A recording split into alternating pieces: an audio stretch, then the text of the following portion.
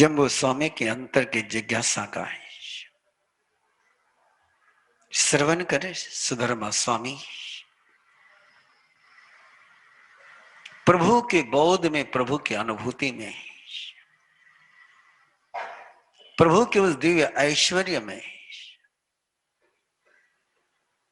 पुनः पुनः पुनः डूब गए। वो पल प्रभु के साथ बीते हुए पल, प्रभु के साथ ली हुई सांस फिर जिंदा हो गई। वो दिव्य समोशरण, जिस दिव्य समोशरण की रचना देवता करते हैं, इसलिए करते हैं कि प्रभु के चरणों में आने वाले किसी भी जीव के मन में क्रोध, मान, माया, लोभ का जागरण न हो। किसी प्रकार की वहां भय की स्पंदना न हो। एक ऐसा समोशरण, एक ऐसा माहौल, एक ऐसा स्ट्रक्चर, जिस स्ट्रक्चर में, जिस संस्थान में प्रवेश करने के बाद प्रभु के अलावा और किसी की स्मृति न आती हो। एक एक परकोटे को पार करते हुए चैतन्य मानो अपने उपाधि को, अपने आधि को, अपने व्याधि से परे हो जाता हो। वो चांदी का परकोटा है, स्वर्ण के तोरण द्वार, चलने की राह स्फटिक की, पंक्तियां स्फटिक की। वो दिव्य निनाद जो संसार के सारे कोलाहल को शांत कर देता है। वो देवताओं द्वारा की जाती है फूलों की वर्षा है, जो कांटों की सारी स्मृतियों को समाप्त कर देती है। वो दिव्य धर्म चक्र है, जो पाप के चक्र को समाप्त कर देता है। इन अनुभूतियों में डूबा हुआ चैतन्य व्यक्ति जैसे जैसे स्फटिक की पंक्तियों पर कदम धरते जाता है, वो स्वयं ही ट्रांसपेरेंट, पारदर्शी बनने की अनुभूति से गुजरता है। दूसरा परकोटा सुवर्ण का है, मणि रत्न के तोरणद्वार। इस परकोटे में प्रवेश करते हुए, इस तोरणद्वार से गुजरते हुए जीवन के सारे दुराचार के मार्ग, अतिचार के मार्ग प्रभु भक्ति की आग में जल करके समाप्त हो जाते हैं और आचार, चरित्र स्वर्ण के समान शुद्ध हो जाता है। स्फटिक की पंक्तियों का आरोहण करते हुए रुकना मानो कदम को पता ही नहीं, जब तक प्रभु चरण न मिले। निरंतर बढ़ते हुए कदम दिव्य निनाद को सुनते हुए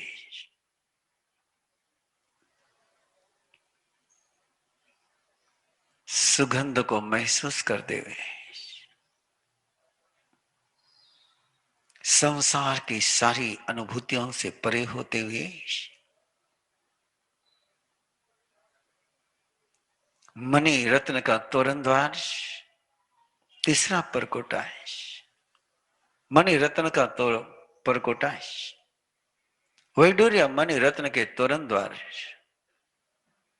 जहां प्रभु का ज्ञान, प्रभु की श्रद्धा, प्रभु का चरित्र है। चैतन्य को एक साक्षात्कार कराता है। अज्ञान और दुख का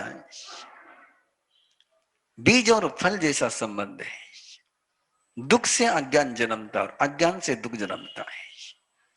ये दोनों एक दूसरे को पुष्टि देते जाते हैं। इस चक्र से बाहर निकलना हो, जावंता विद्या पुरी सा सवेते दुख संभवा।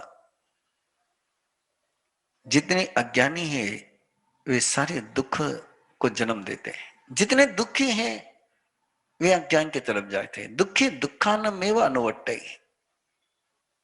दुखी व्यक्ति दुखों में ही घूमते रहता है, दुख से बाहर निकलना चाहता है लेकिन दुख को छोड़ता नहीं।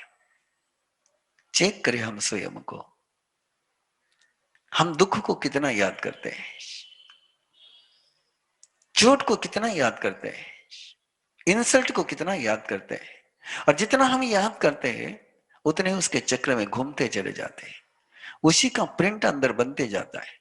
याद करने का मीनिंग है, स्मरण करने का मीनिंग है, पुनः पुनः याद करने का मीनिंग है उसकी प्रिंटिंग करते चले जाना, प्रिंटिंग करते चले जाना। और वो दुख की प्रिंटिंग होगी तो दुख ही जन्मेगा।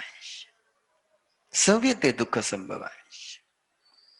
इसलिए वो संसार में भटकते ही रहते हैं। क्या करें, कैसे करें, किस तरीके से इस चक्र से बाहर निकले। अपना सच में से जा मित्यम भूये सुख पाए। दुख को सत्य में मत खोजो, परिस्थिति में मत खोजो, स्वयं से स्वयं में सत्य की गवेषणा करो। अपना सच में से जा मित्यम भूये सुख पाए। सत्य की गवेषणा करते समय मन में मैत्री का भाव होना चाहिए। तभी सत्य की गवेषणा, सत्य की खोज सर्व कल्याणकारी बनेगी।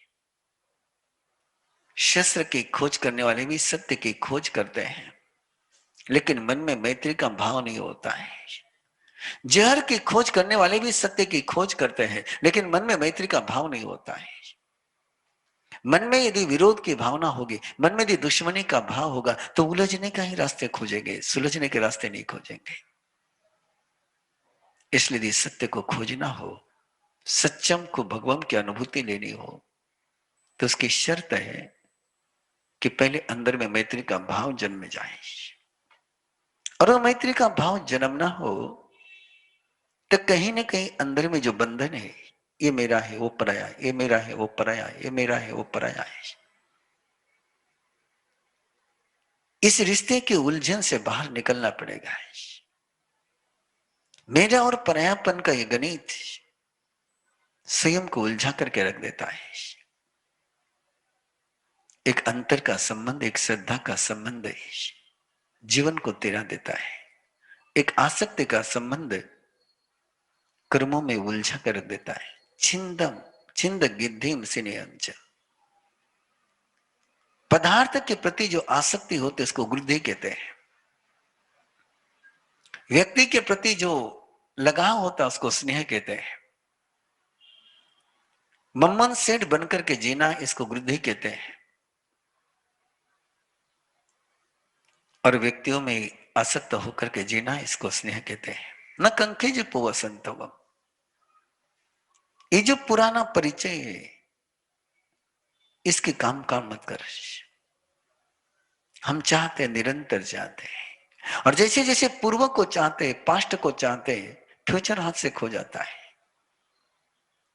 अतीत को पकड़ करके रखेंगे तो भविष्य कभी हाथ में नहीं आएगा।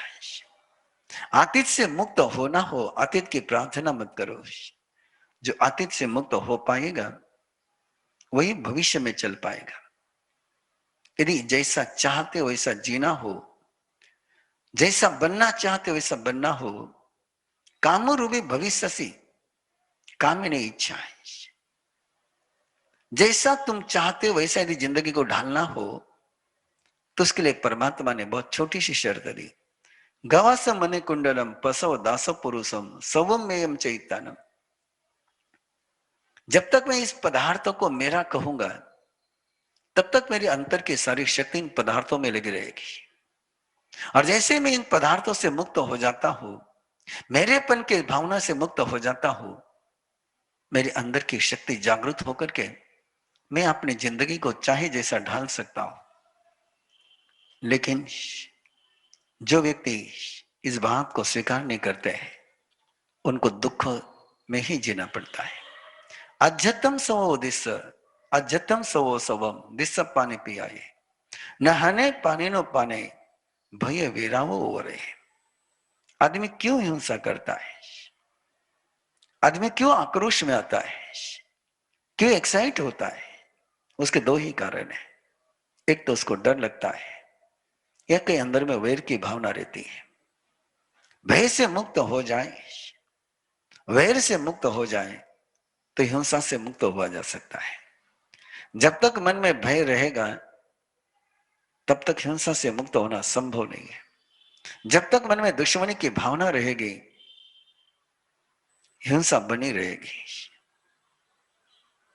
प्राणी की हत्या करने वाले भय और वैर से लुब्ध हो जाते हैं, और जिनके मन में वैर रहता है वे प्राणी की हत्या करे बिना भी हिंसा में तन्मय रहते हैं। और अगली एक बात वही बड़ी जरूरी है, समझ सको तो गहराई से समझना उसको। बिना दिए जब भी लेते हैं वहां से नरक की शुरुआत होती है। आयानम नरयम दिशा है। बिना दिए जब भी लेते हैं वहीं से नरक की शुरुआत होती है। यह दिन्ना दान, बिना दत्त का ग्रहण करना चोर बनना, दिया नहीं और ले लिया। केवल वस्तु की ही बात नहीं है, ज्ञान की भी बात है, श्रद्धा की भी बात है। और इसलिए कहा गया कि जब भी ज्ञान लेना हो, ज्ञानदाता की आज्ञा लेकर के उसको ग्रहण करना है, वंदन कर करके ग्रहण करना है। बिना आज्ञा लिए जब ग्रहण करते तो ज्ञान भी अंदर जाकर के उलझन को ही जन्म दे देता है। दिनम भुंजी जब बोयनम, जो दिया जाए वो खाना है, जो नहीं दिया है उसको मत लेना है। ये छीना झपटी जीवन को उलझा कर रह जाती है। यम वो मनंती अपचकाय पावगम आयर्यम विदितानम सब दुख विमोचय। कुछ बुद्धिवादी लोग होते हैं जो कहते कि बस देखते रहो, साक्षी भाव में चले जाओ, दृष्टा भाव में चले जाओ, कुछ करने की जरूरत नहीं, केवल देखो, केवल देखो। लेकिन परमात्मा कहते हैं भनंता अकरेंता ये बंद मोख पैनेनो, जो बोलते हैं लेकिन करते नहीं है, वे केवल शब्द के शक्ति से स्वयं को सुपरफिशियल सेटिस्फेक्शन देने का प्रयास करते हैं। शब्द कभी समाधान दे नहीं पाते। शब्द बोध दे सकते हैं, शब्द से सूचना मिल सकती है, शब्द से संकेत मिल सकता है, शब्द से निर्देश मिल सकता है, लेकिन शब्द से कभी मंजिल नहीं मिलती। मंजिल को पाने के लिए तो चलना ही होगा। जो केवल बोलते और चलते नहीं है, उनको कोई भाषा, कोई ज्ञान उन्हें कर्म से मुक्त नहीं कर सकता है। जो शरीर में आसक्त हो जाते हैं वे सारे दुखों को जन्म दे देते हैं। अपने ही शरीर में मन वचन काया से जो आसक्त हो जाते हैं, निरंतर केवल शरीर का ही चिंतन करते हैं, और शरीर का चिंतन करने वाला व्यक्ति, उसका वर्ण, उसका रूप उसमें डूब जाता है, और उसमें डूबा हुआ व्यक्ति दुखों को जन्म देते चले जाता है। कारण उसका इतना सा है, शरीर को कितना ही संभाल लो, कितना ही संभाल लो, कितना ही संभाल लो, इस शरीर ने एक दिन बूढ़ा होना ही होना है। इस शरीर ने एक दिन जर्जर होना ही होना है, जीर्ण होना ही होना है, क्षीण होना ही होना है। एक न एक दिन होना ही होना है, कितना ही खिला लो। उपयोग के लिए आहार करना है और शरीर में आसक्त होकर के जो आहार करते हैं, इन दोनों में अंतर है। कैसे उपयोग करना आहार का?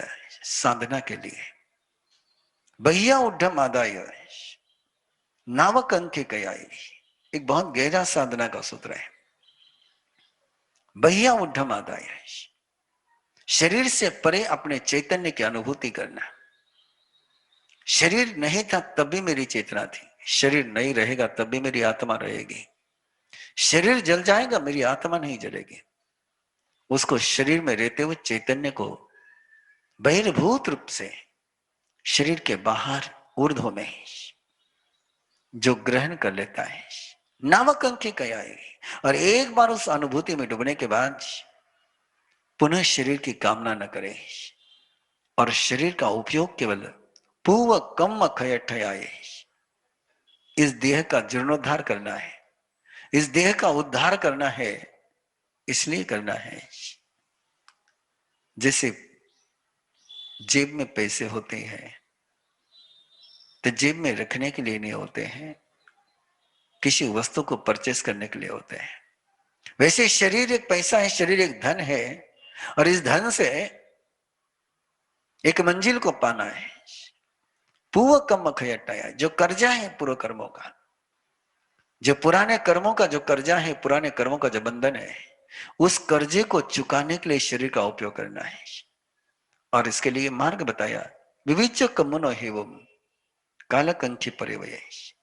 कर्म के जो हेतु है, कर्म के जो कारण है, उन कारणों को दूर करना चाहिए। और कर्म के कारण रागो दोषो ये भी कम मूलम, राग और नफरत ये दो ही कर्म के मूल है। कैसे चले?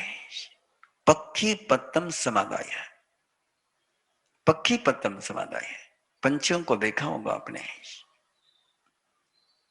पंछी उन पंखों को अपने साथ नहीं रखता है जो उड़ने के काम नहीं आते हैं, वो उनका भी संग्रह नहीं करता है। फड़फड़ा करके सुबह सुबह कबूतर हो कि चिड़िया हो कि कौवे हो कि मुर्गियां हो, जितने भी पंछी है उनका एक कैरेक्टर है।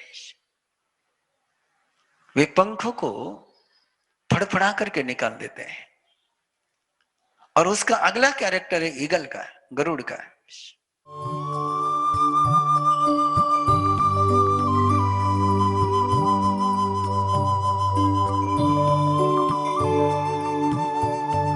इस कार्यक्रम के पुण्यार्जक हैं श्री दीपचंद जी, श्री सुनील जी, श्री सुजीत जी, श्री सूरज जी पारख, पूना दाल एंड बेसन मिल्स पुणे।